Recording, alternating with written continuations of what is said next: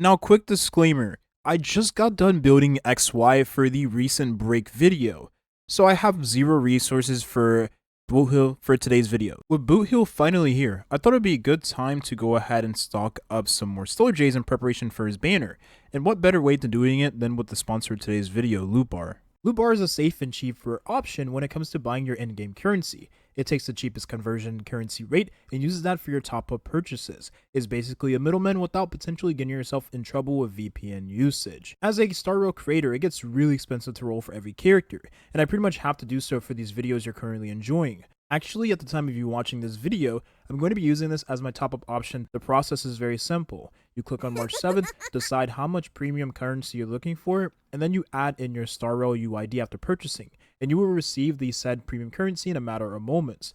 It's a very smooth and quick process. Loot Bar has allowed me to save a lot more, which in turn gives me even more saved up currency. It's a win-win scenario. The other cool feature of this is if you're a player that has never topped it before and has the additional currency bonuses, you will receive those too upon your purchase. Even more jades for the upcoming characters. I'm definitely going to need them. What are you waiting for? Just click on the link in the description below. Thanks again to Loot Bar for sponsoring today's video. So is Boothill a character you should roll for in preparation of the upcoming break meta? Now, unlike other break characters, he essentially is very streamlined in how he works. He doesn't have any super break in this kit, he just has straight up break effect. Reminds me a lot of Fu Xuan, or a better version of Fu Xuan essentially. He is the Fu Xuan that works extremely well with the break effect standard build.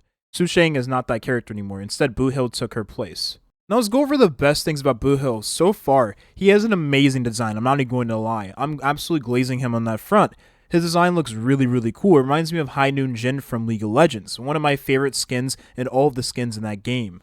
Now Boothill is able to increase his crit rate and crit damage by a percentage of his break effect. If you have 300% break effect, you're going to get 30% crit rate and 150% crit damage. That's not very realistic unless you do have characters giving you alternate break effect sources, right? Like Ruan Mei with not only, existing in the party, but also having the set that gives break effect to the team, and of course getting break effects from other characters, right? And of course his light cone. His light cone gives him 60% break effect. The most you'll get without his light cone and without those external sources is going to be around 200 give or take. Having this light cone and then having Ruan Mei with those premium options is going to give you that last bit of break effect you need in order to hit 300 while still maintaining a solid crit build, but do keep in mind it is extremely hard to build.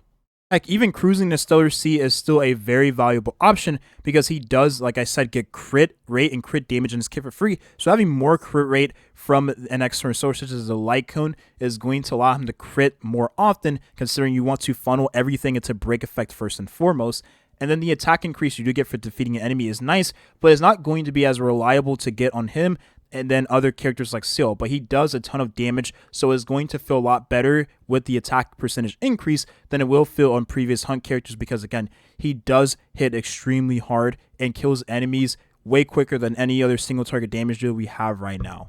Using Real Arena is going to allow him to do even more damage whenever he does use his basic attack, right? That is where most, if not all, of his damage comes from, and his ultimate does play a role in that as well, don't get me wrong. Because Boothill is a break effect character, he's not very flexible in his teammates. He wants any character that's going to help him not only get break effect from an external source, but also help him either deal more damage to the enemy's toughness bar, or essentially give him more value whenever he does take his turns naturally, which means two things. A character that gives him buffs outside of that character taking their turn, right? So characters that have buffs dependent on their own turns, or a character that gives us, like I said, the break effect efficiency, or the break effect, which is nice external sources of him increasing his own damage. So the character that comes to mind is, of course, going to be Ruan Mei. Ruan Mei is a must-use character, in my opinion, with Boothill, and because she has everything this character needs. Now, obviously, Ruan Mei is going to be the best option for the break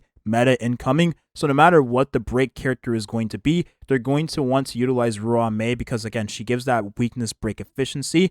She also helps with delaying the action of weakness broken enemies even more, giving you resistance penetration, which is nice, although Boothill does have the implant physical weakness in his kit, so he's not really reliant on that part of Ruan Mei's kit, but he still likes it nonetheless, don't get me wrong.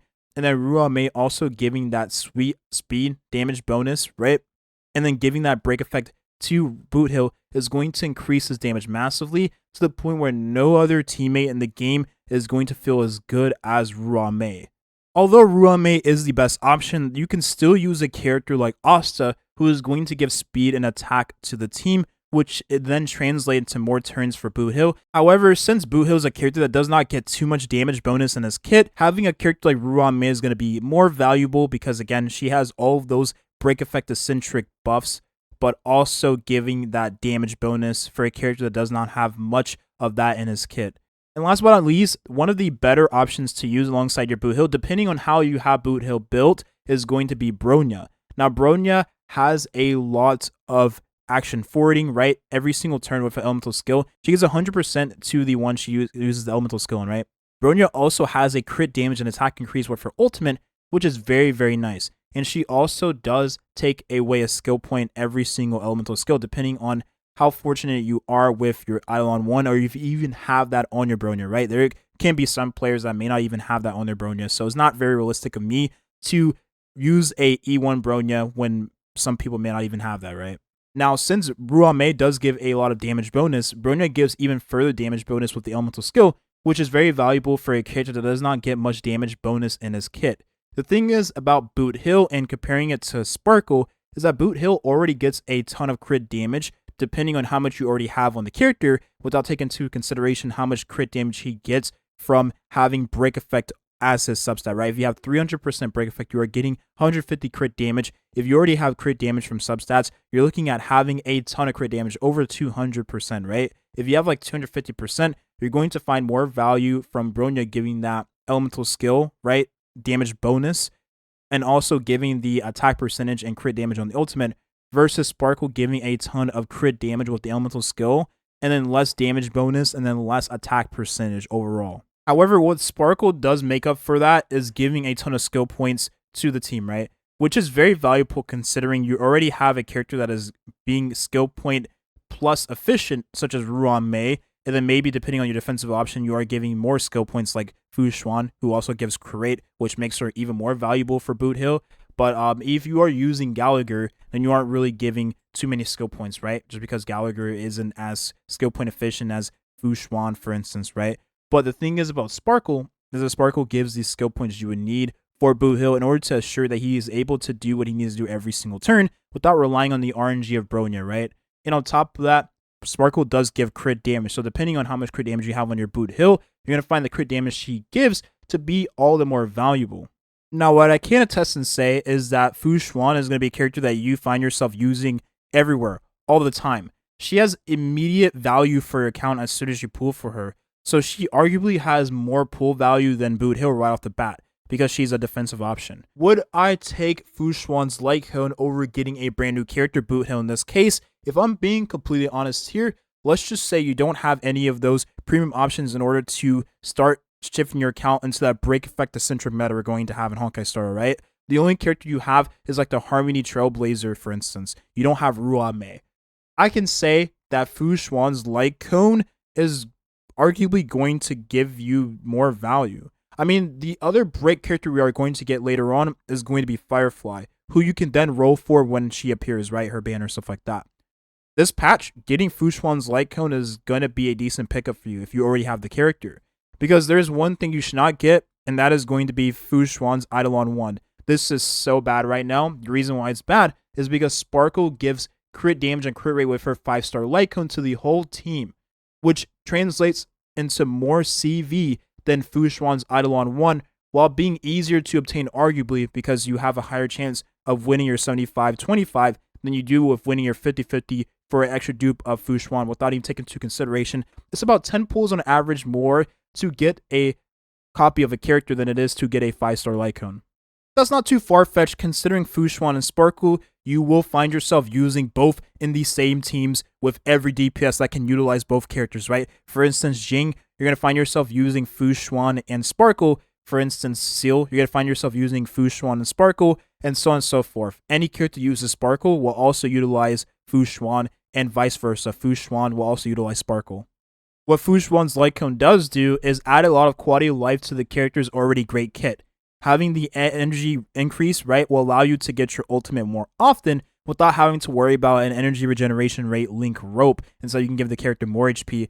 Having an effect increase on the HP directly for Fu Xuan is going to translate for the character being more tanky for the team overall, and her giving more HP to the team in combination with that HP percentage rope you're going to be then using. And then the damage dealt increase for all allies for 2 turns is very valuable because you're going to allow your team to do overall more damage. And depending on how you have Fu Xuan built, this directly translates into Fu Xuan dealing more damage on a sub DPS oriented build if you do go that route. And then the last part of the passive is the best part because this allows you to play the game as a casual. Having Fu Xuan in your party means that you're going to have to constantly heal your team because you're not healing your team outside of combat in between fights, right?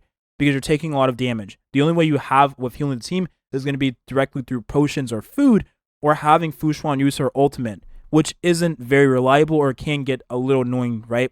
So this light cone has a quality of life and giving you HP whenever you do start a new wave or a new fight, which makes it valuable for those that play the game a lot more casually.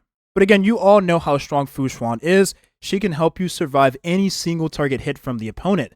We haven't had any enemy as it stands right now that is directly penetrating one of your characters to the point where they ignore any type of damage reduction that you have on your team, right? There hasn't been any enemy like that as it stands right now. Will we ever see that in the future to Honkai Star? I have no idea. They could very much so implement that next week, and we would all be screwed that own Fu Xuan, right? But what she does help with is allowing you to survive that huge single target damage. And depending on how tanky you have Fu Xuan and how tanky you have your team, you can survive AoE content also.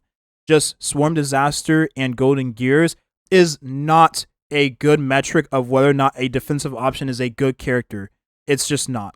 Swarm and Disaster and Golden Gears is dependent on the blessings you end up getting on your run. That is always dependent around. And of course, unlocking more of the progression towards building your skill tree.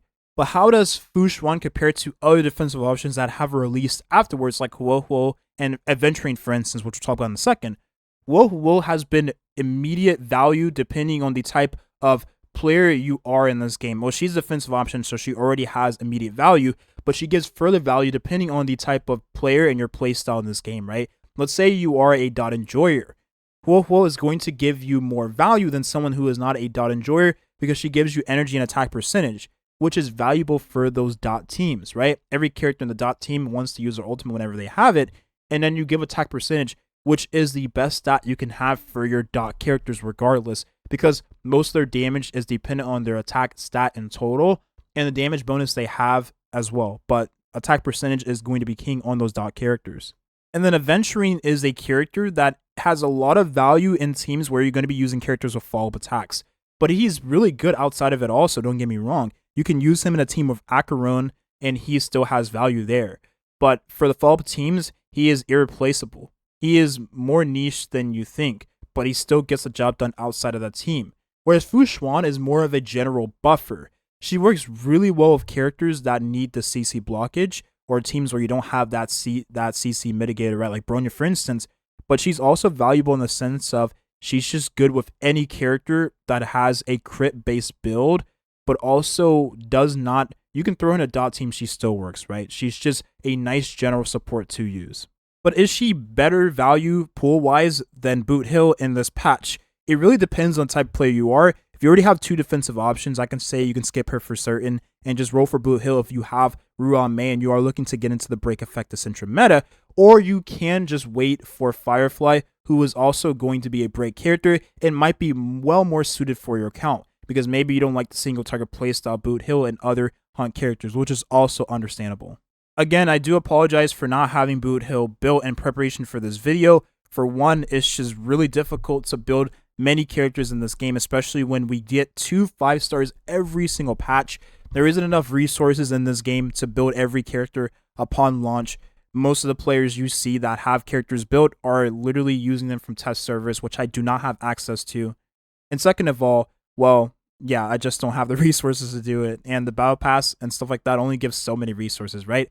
Thanks again to Loot Bar for sponsoring today's video. Good luck for whoever you do choose up or whatever you choose up rolling for in this patch. Thank you for watching. Have a nice rest of your day.